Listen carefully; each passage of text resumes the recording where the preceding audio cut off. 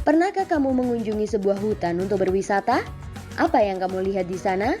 Kamu mungkin akan melihat barisan pepohonan yang lebat, pohon yang tumbuh merambat, rumput atau semak belukar. Ada juga hewan yang berjalan di darat dan udara seperti burung, serangga, dan masih banyak yang lainnya. Bukan hanya itu, di hutan juga pasti ada tanah, udara, air, dan cahaya matahari. Semua itu adalah bagian dari ekosistem hutan. Apa sih ekosistem itu? Ekosistem adalah kumpulan makhluk hidup atau biotik dan benda-benda tak hidup atau abiotik yang saling berinteraksi dan bergantung satu sama lain. Komponen biotik adalah manusia, hewan, tumbuhan, dan berbagai mikroorganisme yang tidak terlihat. Sedangkan komponen abiotik adalah cahaya matahari, air, udara, bebatuan, dan tanah. Komponen biotik tersusun dari individu, populasi, dan komunitas. Individu adalah makhluk hidup tunggal, misalnya seekor ikan. Populasi adalah kumpulan individu yang sejenis, misalnya populasi ikan. Komunitas adalah kumpulan populasi yang hidup di suatu tempat, misalnya dalam suatu kolam terdapat populasi ikan, populasi teratai, dan populasi ganggang. Dua jenis makhluk hidup di dalam ekosistem dapat saling berinteraksi satu sama lain. Kompetisi adalah persaingan dua makhluk hidup.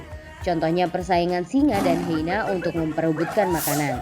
Predasi adalah interaksi di mana salah satu makhluk hidup memakan makhluk hidup yang lainnya. Contohnya singa yang memakan zebra. Simbiosis mutualisme adalah interaksi yang saling menguntungkan. Contohnya interaksi bunga dan lebah. Bunga untung karena dibantu penyerbukannya, sedangkan lebah untung karena mendapatkan madu dari bunga. Simbiosis parasitisme adalah interaksi yang merugikan salah satu pihak, sedangkan yang lainnya diuntungkan. Contohnya interaksi benalu dan pohon mangga. Benalu untung karena mendapatkan makanan dari pohon, sebaliknya pohon mangga rugi karena makanan diambil benalu. Simbiosis komensalisme adalah interaksi yang menguntungkan satu pihak, sedangkan pihak lain tidak diuntungkan ataupun dirugikan. Contohnya interaksi anggrek dan pohon. Anggrek untung karena mendapatkan posisi baik dengan menumpang tumbuh di kulit pohon, sedangkan pohon tidak rugi ataupun untung. Interaksi makan dan dimakan antar makhluk hidup akan membentuk rantai makanan. Kakak kasih contoh satu rantai makanan berikut ya. Rumput adalah produsen karena dapat membuat makanannya sendiri melalui fotosintesis. Rumput dimakan oleh belalang. Belalang adalah konsumen satu atau primer.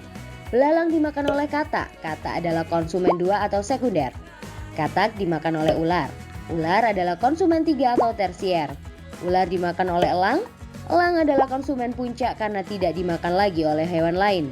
Terakhir, sisa tumbuhan dan hewan yang mati akan diuraikan oleh pengurai atau dekomposer seperti bakteri, cacing, atau jamur. Konsumen pada rantai makanan adalah hewan herbivora, karnivora, atau omnivora. Herbivora suka makan tumbuhan, contohnya belalang dan kuda. Karnivora suka makan daging, contohnya katak dan elang. Sedangkan omnivora suka makan tumbuhan sekaligus daging, contohnya ayam dan monyet. Ekosistem bukan hanya hutan loh, ekosistem banyak sekali jenisnya. Ekosistem alami terbentuk secara alami tanpa campur tangan manusia, contohnya hutan, sungai, dan laut. Ekosistem buatan sengaja dibuat oleh manusia, contohnya kolam dan sawah. Ekosistem juga dikelompokkan menjadi ekosistem darat dan ekosistem air. Ekosistem darat ada banyak contohnya. 1. Ekosistem hutan hujan tropis yang memiliki curah hujan tinggi dan lembab. Jenis hewan dan tumbuhan di hutan ini sangat beragam. 2. Ekosistem sabana, yaitu rumput yang diselingi dengan pohon palem. 3. Ekosistem padang rumput, yaitu area rumput yang luas dan diselingi dengan semak. 4. Ekosistem gurun atau padang pasir yang kering dan panas. 5. Ekosistem taiga yang biasanya tersusun dari satu jenis tumbuhan seperti cemara atau pinus. 6. Ekosistem tundra yang dingin dan hanya bisa ditumbuhi oleh lumut. Ekosistem air juga banyak jenisnya. Ekosistem air tawar contohnya danau, kolam, dan sungai. Ekosistem air asin contohnya terumbu karang dan laut dalam. Ekosistem air payau adalah peralihan antara air tawar dan air asin. Contohnya ekosistem muara sungai dan teluk pantai. Keseimbangan ekosistem harus selalu dijaga.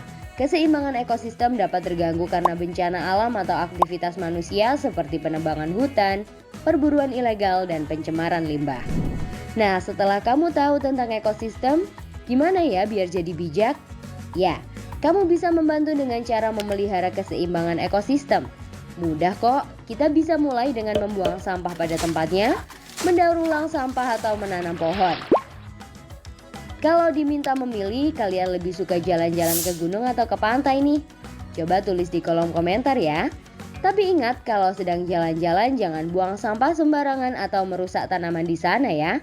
Kalau mau latihan soal topik ekosistem, yuk kunjungi website kejarcita.id atau download aplikasi Kejar Cita di Play Store sekarang juga. Kejar Cita, kejar ilmu, raih cita.